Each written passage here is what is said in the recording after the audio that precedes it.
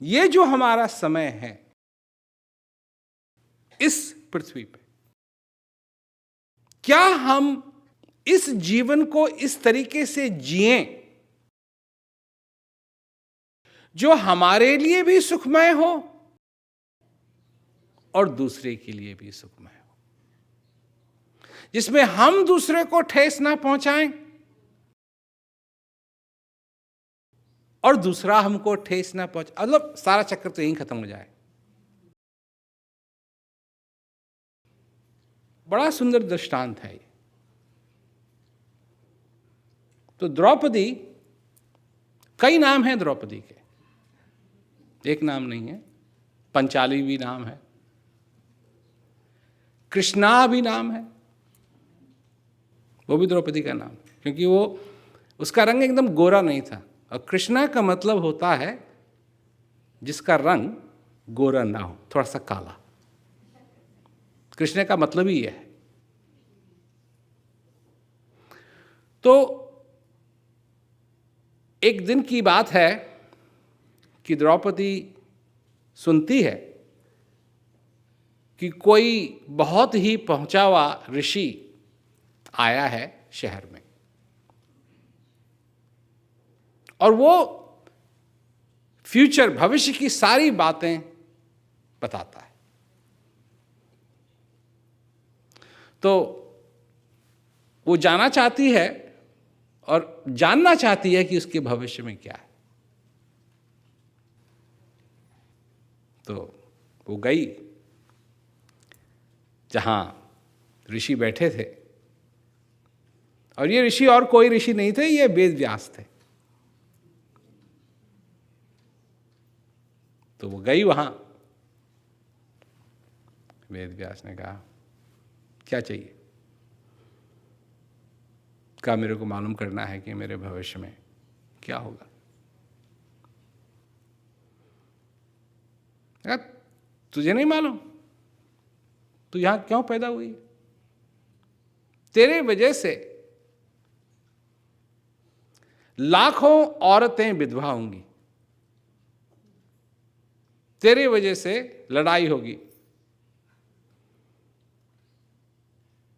भयंकर युद्ध होगा। द्रौपदी को बड़ा बुरा लगा। मेरी वजह से होगा? हाँ, तेरी वजह से होगा।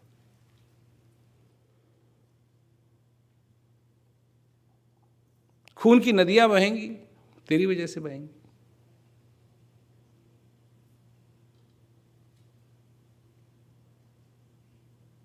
तब द्रौपदी बोलती है कि इसका कोई इलाज नहीं है, ये बात पलटी नहीं जा सकती। मैं नहीं चाहती कि मेरी वजह से विधवाएं हों, मैं नहीं चाहती कि मेरी वजह से खून की नदी बहे, मैं नहीं चाहती कि मेरी वजह से ये घमसान युद्ध हो। कहा, नहीं, ये तो होना है, क्योंकि जिन जिन राजाओं का वध होगा इस लड़ाई में, वो ठीक नहीं, वो अच्छे नहीं, उन्होंने बुरे के साथ दिया है, बुरे का साथ दिया है। तो इनका किसी न किसी तरीके से संहार जरूर होना है, इसीलिए तू पैदा हुई। तो वो कहती है, नहीं, कोई इलाज तो जरूर होगा इसका। तो वेद व्यास जो इसका इलाज बताते हैं वो मैं बताना चाहता हूं। कहानी का जो, ये तो कहानी है, तो जो इलाज है, तो वेद व्यास कहते हैं द्रौपदी से, देख, अगर तू 3 चीजें कर पाए अपने जीवन में, 3 चीजें,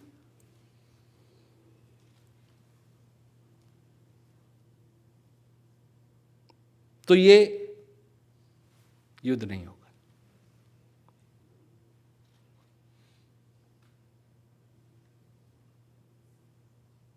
क्या? कहा कि एक, किसी को ठेस मत पहुंचाना।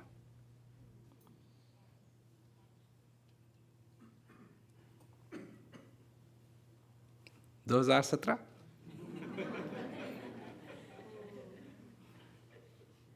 तब की बात, अब की बात। और ये बात जो मैं कह रहा हूं, ये महाभारत से पहले की है, उस युद्ध से पहले की है, क्योंकि अभी युद्ध हुआ नहीं है। अभी तो द्रौपदी है, अभी तो द्रौपदी की शादी भी नहीं हुई है।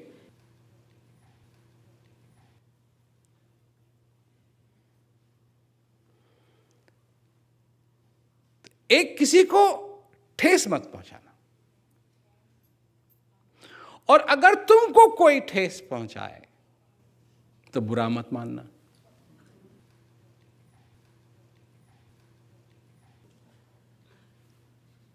एक तो तुम किसी को ठेस मत पहुंचाओ, और अगर तुमको कोई ठेस पहुंचाए तो बुरा मत मानना।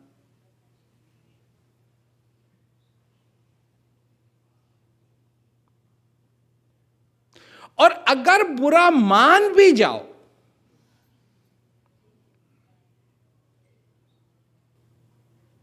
तो बदले की भावना मत लाना। रिवेंज।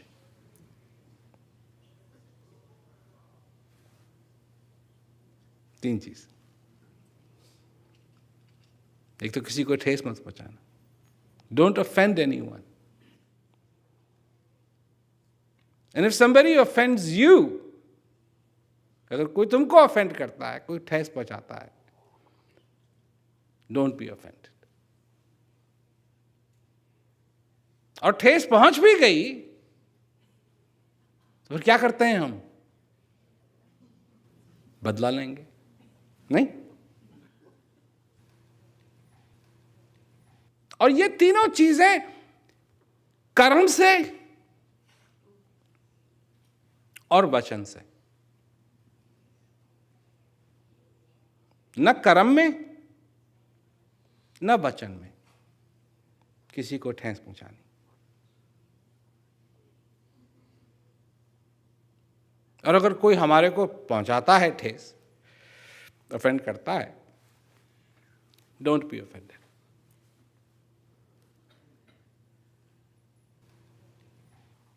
द्रौपदी बड़ी खुश हुई, वाह, ये तो मैं कर सकती हूं, ये तो मैं कर सकती हूं। और वही चीज द्रौपदी के साथ हुई।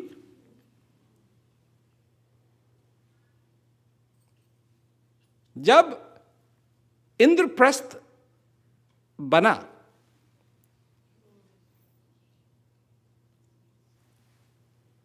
बहुत ही सुंदर महल था, एकदम पॉलिश्ड मार्बल। तो कहीं पॉलिश्ड मार्बल है और कहीं पूल है पानी का। दुर्योधन को वो महल दिखाया जा रहा है।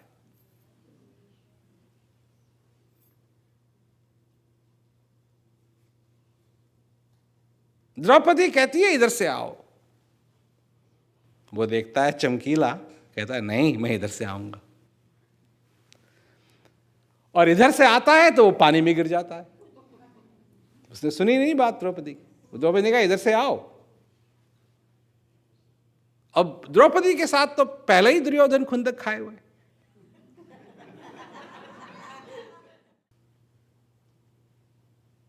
तो वो कहती है, मतलब वो वाली बात हो गई, वो कहती है कि क्या कहते हैं, बाएं मुड़ो तो वो दाएं मुड़ेगा। तो उसने कहा कि इधर से आइए, उसने कहा नहीं, मैं इधर से नहीं, इधर से आऊंगा। और वो गिर गया पानी में, वो हंस पड़ी। किसी को ठेस मत पहुंचाओ।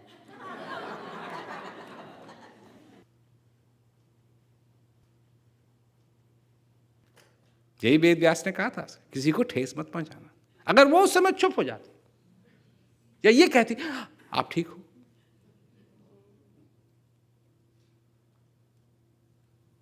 तो हो सकता है कि दुर्योधन के भी हृदय में थोड़ी सी नम्रता आ जाती द्रौपदी के प्रति।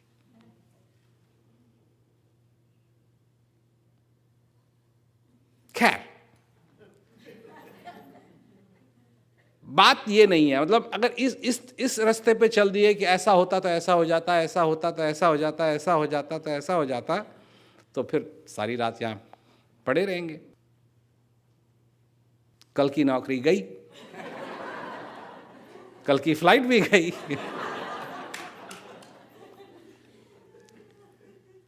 हुआ जो होना था, पर वो भूल गई जो उसको बताया गया था कि तू किस प्रकार इस लड़ाई को बचा सकती है।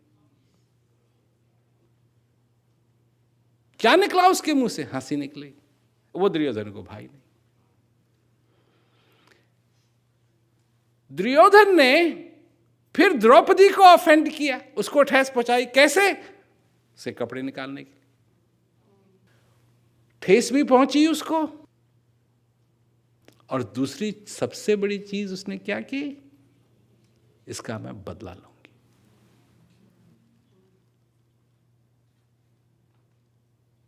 और उस बदले ने भीम ने कहा, दुशासन ने कहा यहां आके बैठ, का इसी टांग को मैं तोड़ूंगा, तेरा खून पीऊंगा। तो यही हुआ। 3 चीजें। कहानी तो है जो कहानी है, और कहानी सुनाने वाले तो बहुत हैं, पर इसमें जो मूल चीजें हैं वो ये है कि हमारे जीवन के अंदर ये जो हमारा समय है इस पृथ्वी पे,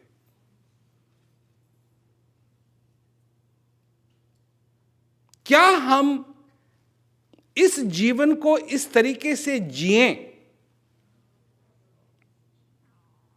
जो हमारे लिए भी सुखमय हो और दूसरे के लिए भी सुखमय हो, जिसमें हम दूसरे को ठेस ना पहुंचाएं और दूसरा हमको ठेस ना पहुंचाए। मतलब सारा चक्कर तो यहीं खत्म हो जाए। क्योंकि अब लोग कहते हैं शांति, शांति चाहिए, शांति चाहिए। कब कहते हैं? जब अशांति उनको तंग करती है। उससे पहले कौन पूछता है शांति? शांति क्या है? किसी को कहो कि तुमको शांति चाहिए तो वो कहेगा ये वियर्ड, दिमाग तो ठीक है तुम्हारा।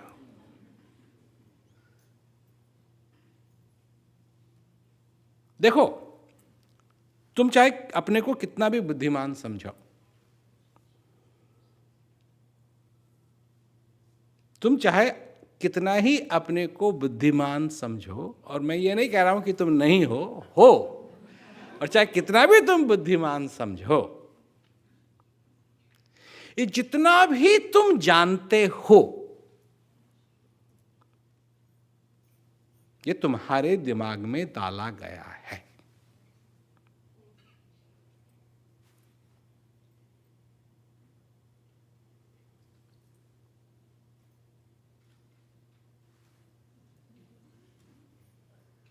भगवान, छोटा बच्चा नहीं जानता भगवान क्या होता है। छोटा बच्चा नहीं जानता नरक क्या होता है। छोटा बच्चा नहीं जानता स्वर्ग क्या होता है।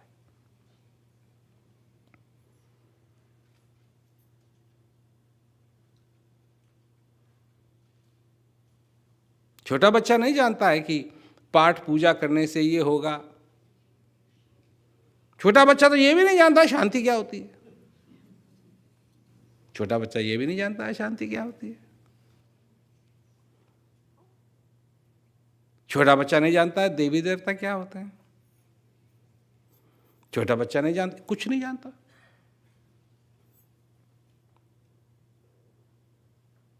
जैसे जैसे हर एक दिन जाता है, बीतता है, बच्चा सीख रहा है, सीख रहा है, सीख रहा है, सीख रहा है, सीख रहा है, सीख रहा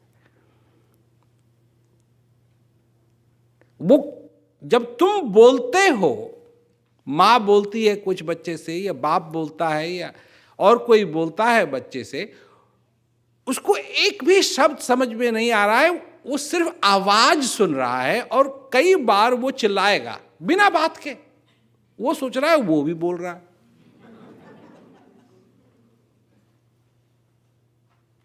वो सोच रहा है वो भी बोल रहा है, परंतु वो तुमको समझ में नहीं आ रहा है क्या कह रहा है। धीरे धीरे धीरे धीरे करके वो सीखेगा क्या? मां, पिता या बाप। धीरे धीरे करके ये सारी चीजें उसके दिमाग में डाली जाएंगी।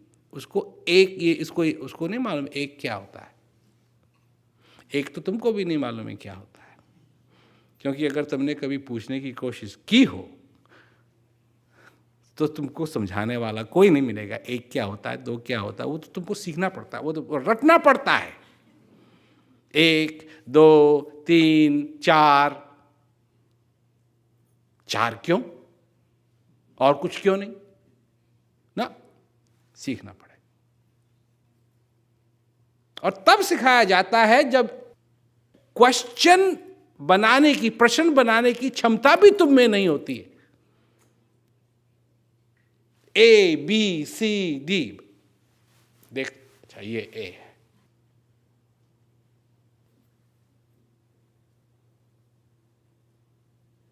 C for cat, चाहे बिल्ली अपनी जिंदगी में देखी हो ना देखी, C for cat।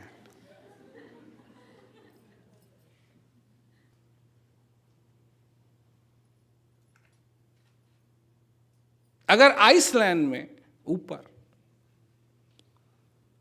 वहां शेव नहीं होते हैं, कनाडा में आर्टिक सर्कल में जो लोग रहते हैं वहां क्या शेव होंगे, कुछ उगता तो है नहीं वहां।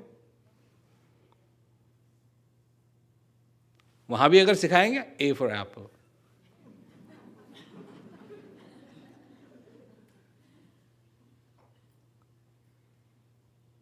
और ये धीरे धीरे धीरे धीरे धीरे धीरे धीरे धीरे सारी चीजें हमारे दिमाग में डाली जाती।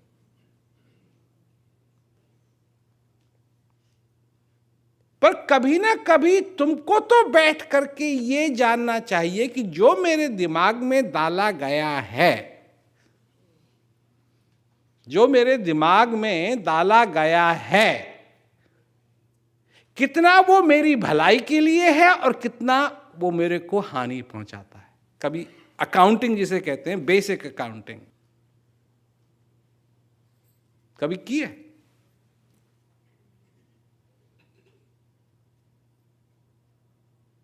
जो तुम्हारे दिमाग में है तुम उसको स्वीकार करते हो बिना प्रश्न पूछे हुए।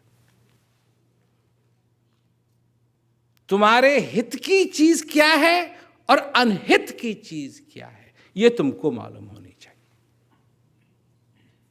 जिस चीज को करने से तुम्हारा भला होगा, क्योंकि एक बात मैं कह रहा हूं कि इस जीवन के संघर्ष में, क्योंकि अभी संघर्ष बन गया है, हर दिन कुछ ना कुछ करना है, कुछ ना कुछ करना है, कुछ ना कुछ करना है, कुछ ना कुछ करना है, संघर्ष बन गया है। और लड़ाई की तरह है, किसी दिन हार रहे हैं, किसी दिन थोड़ा सा जीत रहे हैं, फिर हार रहे हैं, जीत रहे हैं, हार रहे हैं, जीत रहे हैं, परेशानी है।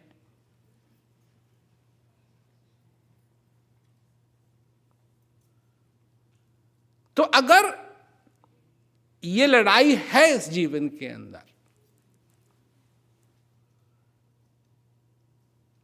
तो सबसे पहली चीज किस पे जीत होनी चाहिए?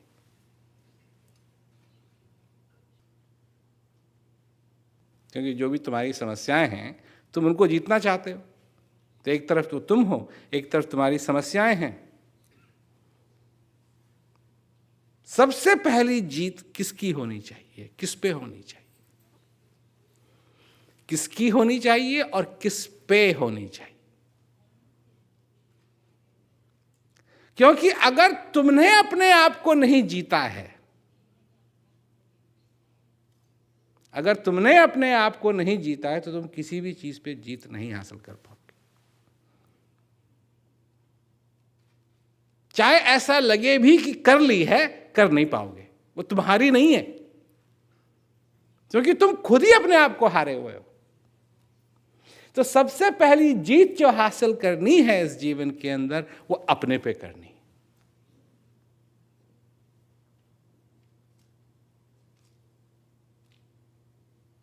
वो अपने पे करनी। विक्ट्री अपने पे होनी चाहिए सबसे पहले। और अपने पे अगर विक्ट्री नहीं हुई तो किसी चीज के ऊपर भी तुम जीत हासिल नहीं कर पाओगे। समस्या आती रहेंगी, तुम उनसे लड़ते रहोगे और एक दिन तुम्हारे प्राण निकल जाएंगे समस्याओं से लड़ते लड़ते लड़ते लड़ते लड़ते लड़ते लड़ते। मतलब ये शरीर, ये जो तुम्हारा शरीर है, तुम्हारा तुम्हारा तुम्हारा तुम्हारा शरीर भी तुम्हारा नहीं रहेगा।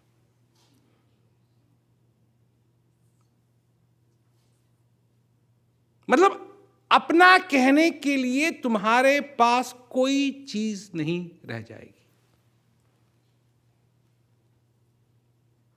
अगर अपने पे जीत नहीं हासिल की तो ये शरीर जो तुम चाहते हो करना, ये करेगा नहीं।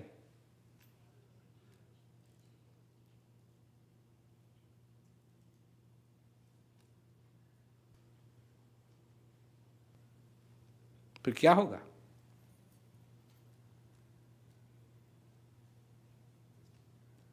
फिर एक ही इलाज रह जाता है।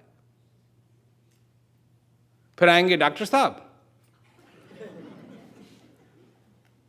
और डॉक्टर साहब कहेंगे अब ये करो, वो करो, वो करो। और उनको मालूम है अच्छे तरीके से, डॉक्टर को मालूम है, उनको इसको जाना है। और कितने लोगों को जाते देखते हैं डॉक्टर, पर खुद की परवाह नहीं करते हैं कि उनको भी जाना है एक दिन।